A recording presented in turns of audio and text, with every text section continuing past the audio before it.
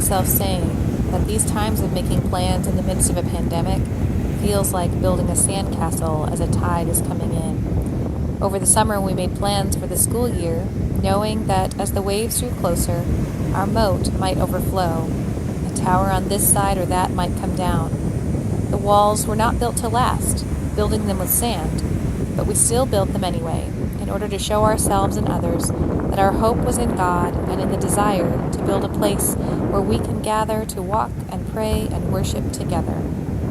We all know how that turned out, and we have made our witness to God and to the community. We have faithfully shown up to one another through Zooms and GroupMe and other remote gathering places. We've built the community of God regardless of the crashing waves. This week, as I stood on a beach and felt the waves creep closer and closer, I thought about flipping the metaphor. I heard myself remind my daughter that as much as she wanted to stand strong against the waves, the ocean is larger and stronger and always wins. So we have to pay attention to where we place our feet and our bodies in order to enjoy the connection to the water, but never fooling ourselves that we have any power over the waves. Perhaps the ocean waves are the symbol of God's love reaching out to us. It is the most powerful force in the universe.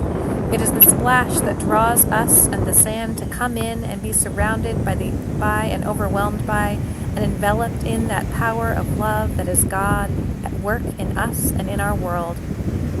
Sometimes we place ourselves far up on the dry land and look out upon the ocean from afar, not certain that we can handle a day in the waves. Sometimes we just want to get our toes wet, and we inch our way closer, and a surprise wave finds us up to our knees, laughing even though our jeans are now soaked.